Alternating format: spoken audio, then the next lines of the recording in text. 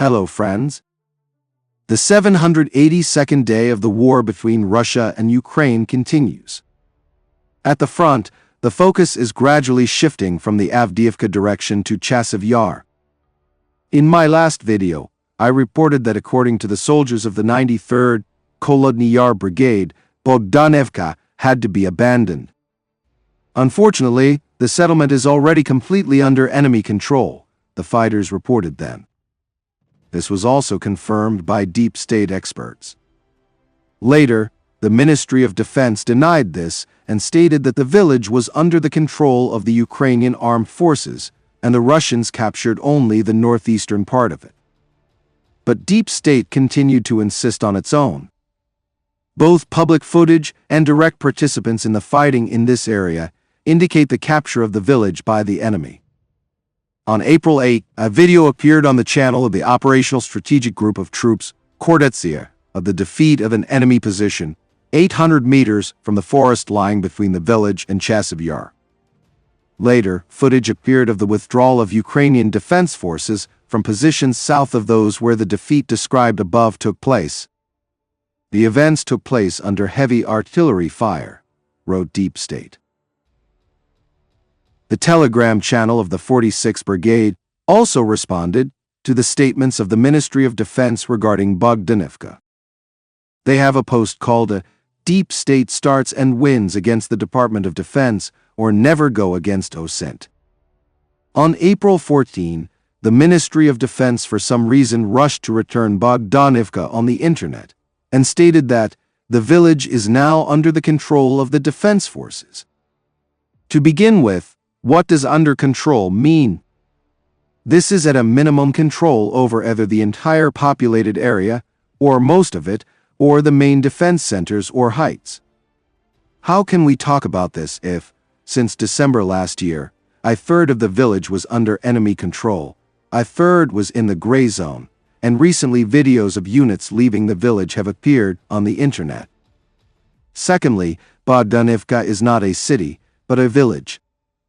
Maybe this is the reason for this chaos, that someone at the general staff thought that we had left the city, and out of fear, decided to immediately fight back online? Thirdly, Deep State explained exactly what it based its conclusions on, and objectively. Instead of defending the village on the internet in the style of, "I've been holding Soledar for 2 weeks," the Ministry of Defense could report on the heroism of the people who held back an enemy that was many times superior in strength, and announce the withdrawal to prepared lines in order to hold the ruins no longer makes sense. That would be fair. But it turned out the way it turned out. Therefore, the call to rely only on official sources has once again demonstrated its ineffectiveness. But there is a difficult recognition ahead about the situation in Yevhenii, wrote the Telegram channel of the 46th Brigade. Apparently, the hint about Yevhenii from the 46th Brigade will not bring us good news from there in the near future.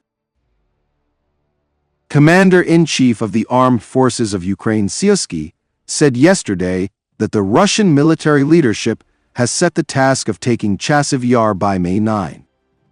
According to him, Russia is concentrating efforts to break through the defenses west of Bakhmut in order to reach the Seversky Donets, the Donbas Canal, and capture Chasiv Yar. According to him, the Russian infantry managed to reach the micro-district in the eastern part of the city, however. As the commander-in-chief states, they were destroyed by drone strikes and artillery by the Ukrainian military. The Russians did not say that the task was to take the city by May 9.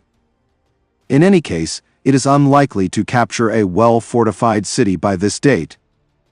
Only if the Ukrainian troops retreat from it themselves, which also does not look realistic, since Chasiv Yar is the center of defense for the entire north of the Donetsk region. Another question is that the general military situation for the Ukrainian armed forces in this direction is difficult. The Russians are attacking, and if they can gain a foothold in the eastern part of the city, they will gradually begin to advance further, capturing block by block. But judging by the pace of Russia's advance in other large population centers, it will take them not weeks, but months. In addition, there is a point of view that Russia does not intend to develop an offensive in the north of Donbass, which is a very difficult task and requires large forces to be allocated, but aims to gain a foothold and take up defense on the eastern bank of the Seversky Donetsk-Donbas Canal. And the main blows of the spring-summer campaign will be delivered in other directions. Meanwhile, in the Bohdanivka area, fierce fighting continues in the direction of Kalinivka. In the area of the deciduous forest, the Russians advanced into the forest itself and approached the outskirts of the dacha settlement of Chasiv Yar. Here, apparently, the vector of enemy attacks is shifting not so much towards the dachas, but towards an attempt to reach the railway to the north and then enter the Orlova tract. To the north of the Stupki-Golubovsky II reserve, the enemy managed to occupy the entire forest belt, advancing up to 680 meters wide. The head of the main intelligence directorate of Ukraine, Bohdanov, said that Russian troops will launch an offensive in late May or early June. According to him, the Ukrainian armed forces are preparing to repel it, but without Western help it will be catastrophically difficult. Russian troops will launch an offensive at the end of May or beginning of June. I think we will be well prepared for this moment. And we will see how it goes further. Without the help of Western allies, it will be catastrophically difficult for us. And then, provided that firstly, will come in sufficient quantities, and secondly, it will go further, Bohdanov said in an interview with German media. Friends, preparing these daily reports has become my full-time job, and I have no other job for obvious reasons. There have been few views on the channel lately, which is why I ask for your help. If you have the opportunity to support me financially, I would be very grateful.